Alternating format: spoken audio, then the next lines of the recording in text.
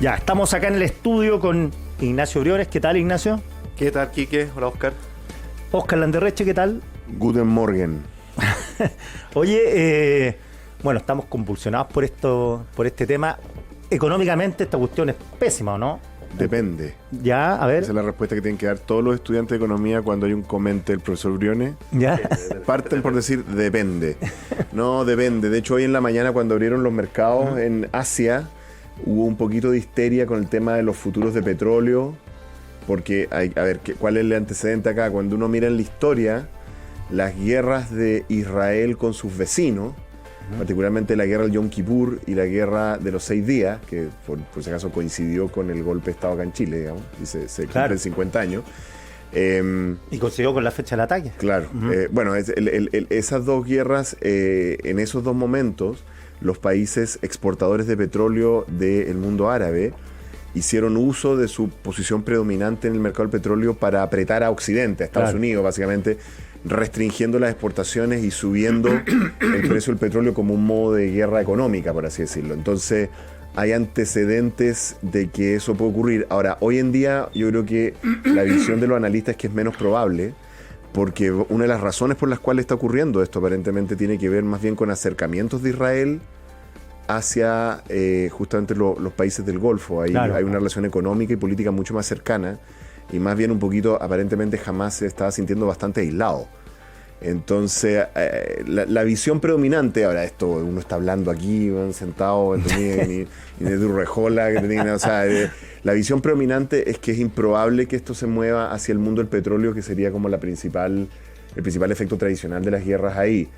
Pero por otro lado, no hay que ser demasiado viejo para acordarse cuando empezaron unas peloteras en Túnez, digamos, porque un señor se quemó a lo bonzo, porque no sé qué cosa, y terminamos con una guerra en Siria. O sea, este tipo de conflictos en esa zona del mundo tienen una cierta propensión a extenderse, digamos. Sí, pues mecha corta, porque además todo indica que van por Irán. Pero además son de mecha corta porque además son lugares que tienen una historia tan terrible en que todo el mundo tiene una cuenta por cobrar, que cuando uno la escucha es legítima, digamos, pero cuando todo el mundo tiene una cuenta por cobrar, chuta, no hay... Sí, el problema es que una vez estuve en Israel y estaba con el chino Solari, una visita que nos invitaron, y Solari me decía, hay problemas que no tienen solución. Sí, parece que este es uno. Y además, solo complementando, no olvidar que Israel tiene detrás de sí el apoyo de los principales países occidentales, y eso le da una arista de poder económico y poder bélico que es de otro orden de magnitud. Entonces este conflicto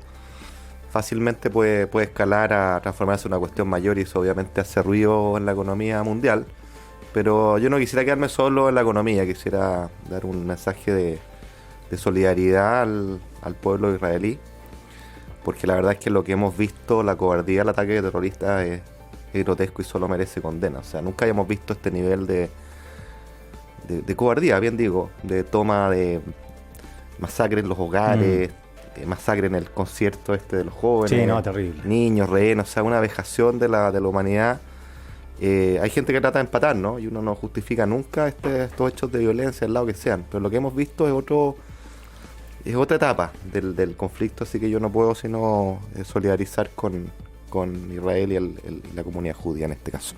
Oye, vamos al tema que nos convoca, que es esto que David Bravo, profesor de la Universidad Católica en este momento, si no me equivoco, fue profesor de la Chile. Sí, pues él fue el que fundó el centro Microdato, y está detrás de casi todas las encuestas que existen hoy, las inventó David Bravo. Sí. La EPS, la no sé cuánto, la encuesta financiera de hogares, y está toda la comisión de pensiones. Sí. Y él habla de una emergencia laboral no declarada, y nada indica que sea estacional, que es como alguien que pone la pelota al piso de algo que se ha hablado, que los problemas de empleo parece que en Chile son más estructurales de lo que pensamos, que son coyunturales, y por una serie de razones que además son noticias en desarrollo. O sea, esto puede ser peor, ¿no, Ignacio? Sí, a ver, creo que David Bravo ha puesto un punto muy relevante arriba de la mesa. El elefante en la cristalería, por así decirlo. Porque lo que dice David es lo siguiente, dice, mira, la variable tradicional que usamos para medir el desempeño en el mercado laboral es la tasa de desempleo. Esto es qué porcentaje de las personas que quieran estar buscando trabajo no lo encuentran. Hoy día esa tasa de desempleo es del 9%, que ya es una tasa elevada, que debería motivar preocupación. Pero dice, hay otro indicador que quizás en estos momentos es mucho más relevante, que es la participación laboral, es decir, del total de personas que están en edad y en condiciones de trabajar, bueno, ¿qué porcentaje están de facto trabajando? Nuestra participación laboral hace 13 años era del orden del 60%, es decir, 60 de 100 personas en edad y aptas para trabajar lo hacían, o estaban buscando, más que lo hacían, estaban dispuestos a hacer, algunos trabajaban y otros que buscaban y no encontraban engrosaban la lista del desempleo. Sin embargo, esa tasa de 60% hoy día está en niveles del 55%. Ha caído 5 puntos respecto a 13 años atrás. Y de hecho, dice David, tenemos 13 años perdidos. O sea, nuestra tasa tradicional es el 60, hoy día estamos... Y esa tasa sería subido en rigor.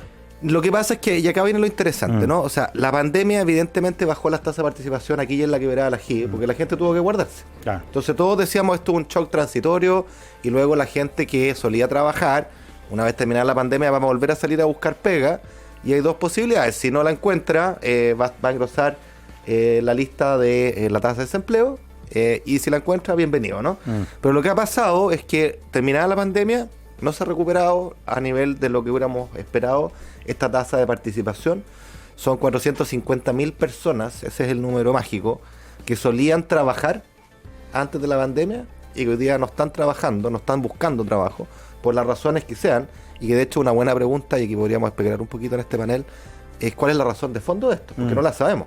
Sabemos que esa baja en la tasa de participación es mayor en mujeres, sabemos que es mayor en los sectores más vulnerables, sabemos que es mayor en los sectores menos educados, sabemos que es mayor en los jóvenes y en las personas adultas, digamos, de 50 años para arriba, pero no sabemos cuáles son las razones del por qué. O sea, yo me toca hacer hartas presentaciones y siempre decía, oye, vienen días malos para el desempleo, porque yo sabía que estaban estos 4,5 puntos de desempleo flotando, que no ingresaban a la estadística del desempleo. Pero yo esperaba que una vez terminada la liquidez de los retiros, de los IFE, etcétera, la gente iba a buscar pega, porque la necesita para vivir. Y como la economía está lenta, la economía no iba a ser capaz de absorber esa pega, por lo tanto íbamos a tener un alza en el desempleo. 450.000 personas fuera de la fuerza laboral, si es que esas 450.000 buscaron pega, y en el extremo que no la encontraran, son 4,5 puntos de desempleo que se suman a los 9. Entonces, bueno, hay un puzzle ahí, y sería bueno hablar sobre ese puzzle. Estamos pensando en el mercado laboral, también el mercado laboral futuro, pues estamos hablando del presente, pero hay cambios coyunturales estructurales, que pueden impactar en esto. Por ejemplo, que hay menos pega que ofrecer. Sí. A ver, yo estoy básicamente de acuerdo con todo lo que dijo Ignacio, con un matiz, porque yo encuentro que es cierto que no sabemos exactamente el perfil. O sea, David hizo un estudio ahí que ayuda, David Bravo estoy hablando, para perfilar y caracterizar a la gente que está fuera, el tipo de empleos que no se han recuperado. Y uno puede decir, y el ministro de Hacienda ha propuesto algunas hipótesis, de que no sé qué, porque ahora hay una pensión, la PGU, claro. Eso hace que más gente de mayor edad no quiera trabajar. Claro. Todo eso son hipótesis interesantes que podemos analizar, pero hay una cosa una gringa de esto, la navaja de Occam, ¿no es cierto? O sea, como la explicación más simple usualmente es la correcta. Chile no está creciendo. Chile está decreciendo en términos per cápita. Por lo tanto, lo raro sería que estuviéramos creando mucho empleo, ¿me entiendes? O sea, sería muy extraño que tuviéramos. Entonces, está bien, podemos tener todo tipo de hipótesis de que el teletrabajo, de que los robots, de que la inmortalidad del cangrejo, todo lo que tú quieras, conversémoslo y estoy seguro que algo de eso hay. Pero el hecho central acá es que Chile no está creciendo, y no está creciendo hace rato, ¿no es cierto? Está decreciendo en términos per cápita hace rato que está estancado, la inversión está deteniéndose. No hay mucha obra pública, etcétera, etcétera, etcétera. ¿Por qué habría de crearse mucho empleo? Eso es una cosa. Y lo segundo es que, bueno, la realidad de una familia, digámoslo así, en lenguaje antiguo, de clase trabajadora, ¿ya? Imaginemos una familia de clase, los Herrera, claro. Una familia de clase trabajadora. ¿Cuántos miembros? 4. Claro, 4 miembros. Y entonces uno dice, ¿qué es lo que importa el mercado laboral? Lo que importa el mercado laboral es la capacidad de ese mercado de generarle ingresos a esa familia, ¿correcto? Y hay 3 variables que importan. Una es esta que estamos mirando ahora, que es el empleo. ¿Cuántos de esas 4 personas, eran 5, ¿no? Los Herrera eran 5 después. Sí. O sea, el chiquitito. Porque está el chiquitito. Sí, claro. 5. o sea, O sea, la 5. chiquitita, perdón. Perdón, La última, la no, también eran 6. Sí, Seguro pues, una estaban guagua los al dos final. mayores, el cabro chico. El cabro Ah, chico, yo lo sé, se me estaba ya, salvando, sé, ya, ya, sí, eran seis, ya. seis. Bueno, la pregunta ahí es, ¿cuántos adultos ahí están logrando trabajar? ¿Correcto? Entonces, los que vimos los 80 sabemos que en algún momento fueron hasta 4, Claro. ¿cierto? En algún momento era 1 nomás, era Juan. Juan, claro. ¿Correcto? Entonces, la pregunta es, ¿cuánta gente está Eso es lo que estamos mirando ahora, ¿cuánto empleo? Ya, pero hay otra variable que hay que mirar. Hay que mirar cuántas horas de trabajo tiene esa persona. Obvio. Porque una persona se puede reincorporar al mercado del trabajo trabajando medio tiempo, Claro. no tiempo completo. Y después hay que multiplicar eso por cuánto gana por hora, cuánto le pagan por hora, cuánto es su salario real. Cosa que está detenido, el salario real está detenido porque si bien crecieron después de la pandemia, la inflación se comió todo su poder adquisitivo. Si uno hace esa multiplicación, que es tomar cuánta ocupación hay, multiplicado por cuántas horas está trabajando la gente y cuánto gana en términos reales, o sea, corregido por inflación, por hora, si uno hace esa multiplicación, es que esto es algo que algunos llamamos la masa de ingreso laboral, está más o menos al mismo nivel que el momento justo anterior a la pandemia. Más o menos al mismo nivel. El problema es que ahora hay más gente.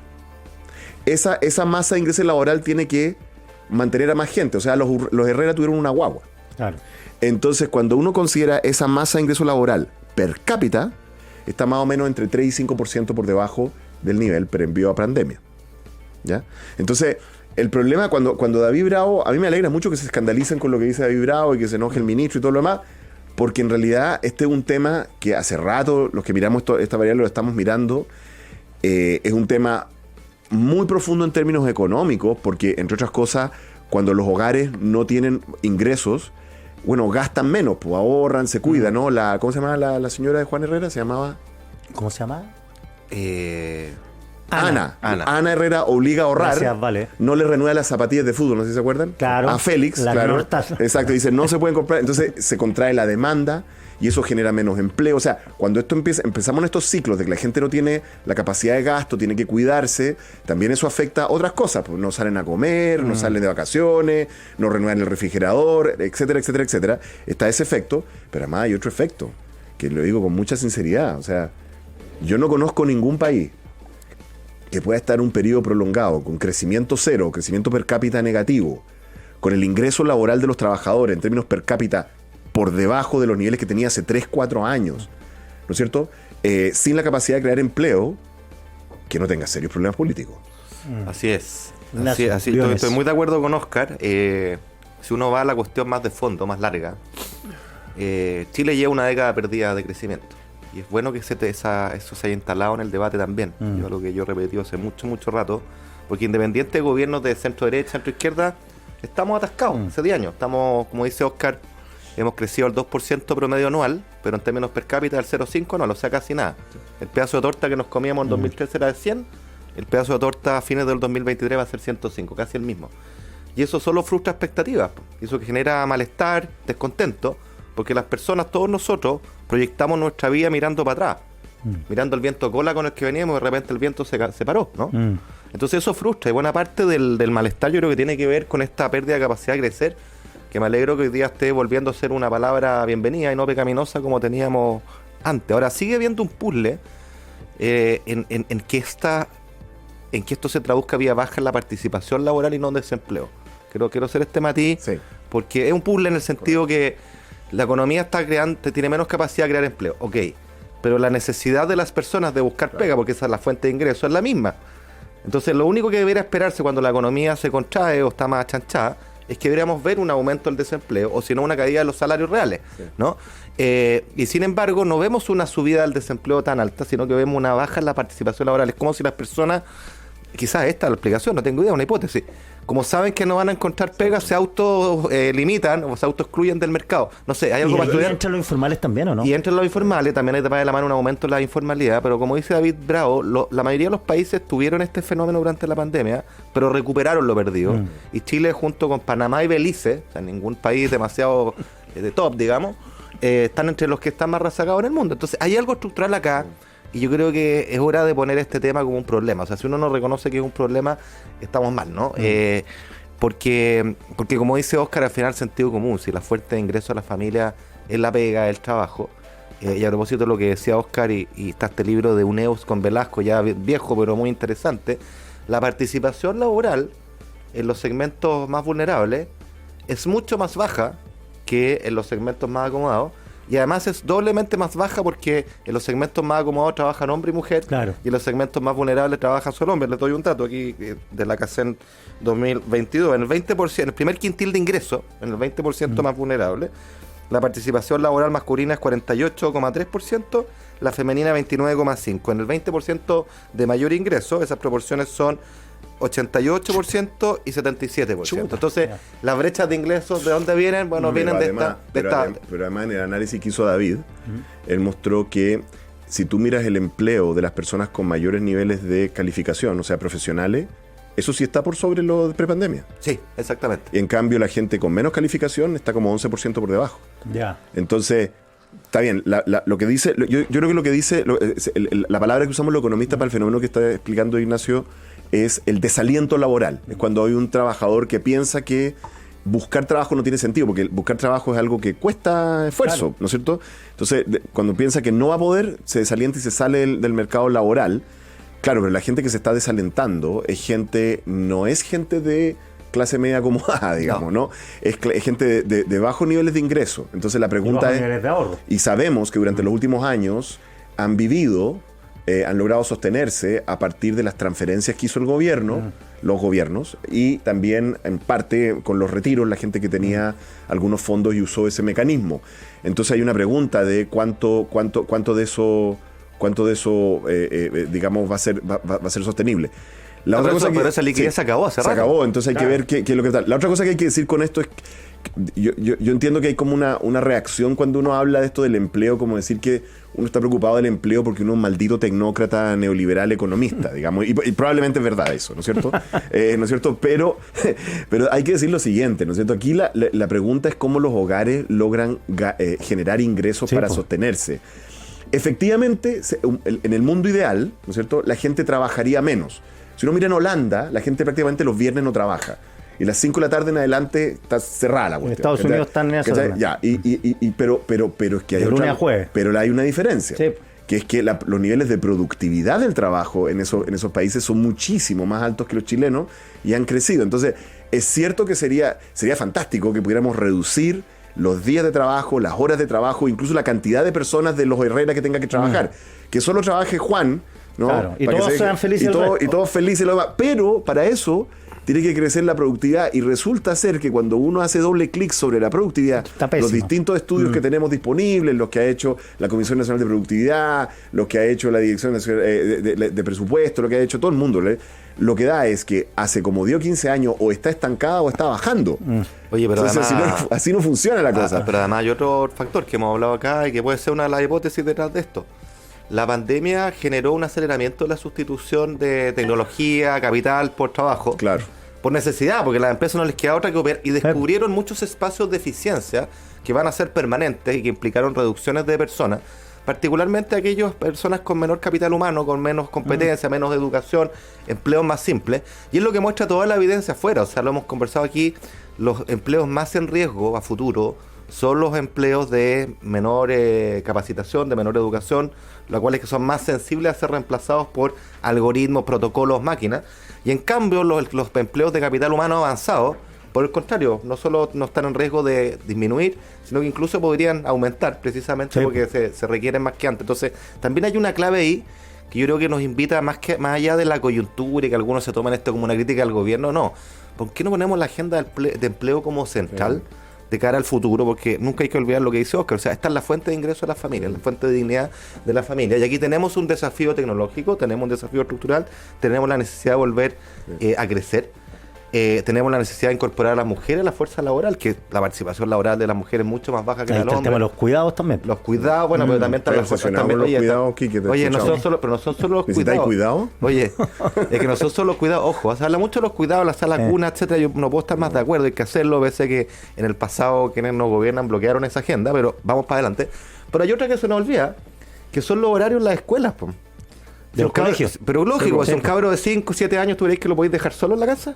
Claro. Entonces tenéis que ampliar la jornada de forma tal de hacerlo lo que me decía la presidenta del Centro Padres del Liceo 1. Lo peor de las protestas es la violencia, pero que dejáis al cabro chico en el colegio a las 9, oye, Me tenés que venir a buscar. Claro. tenés que venir a buscarlo. ¿Y quién lo va a buscar? Tenés que hablar con la abuela.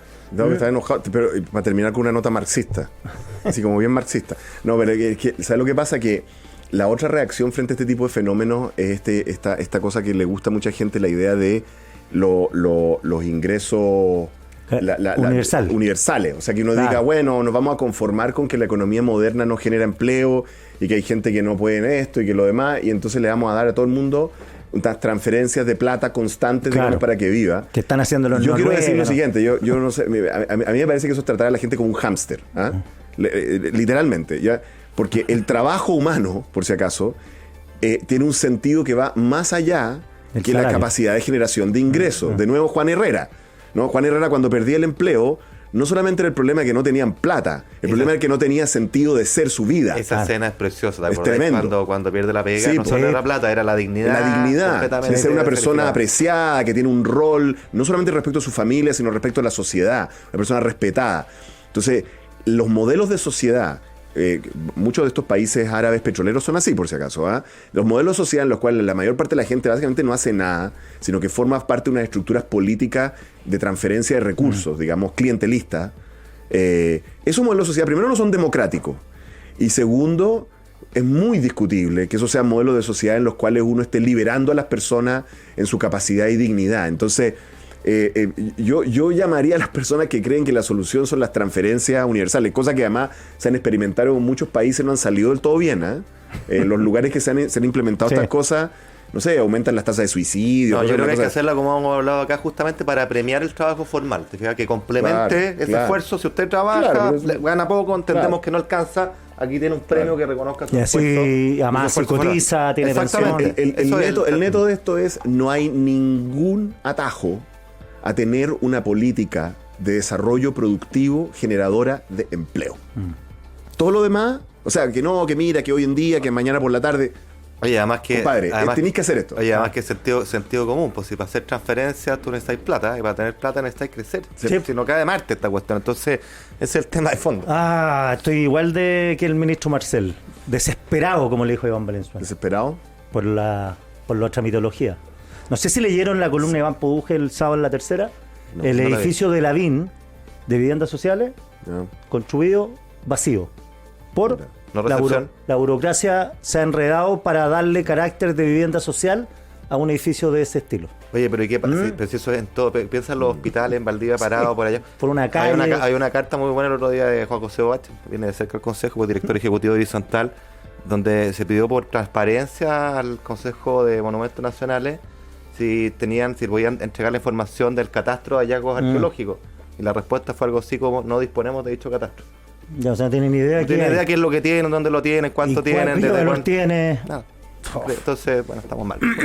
Ya, muchachos, nos vamos con el ánimo bien arriba. Vamos Chile el jueves, que se puede. Y eso que somos chunchos. ¿Tú no eres chuncho, Briones?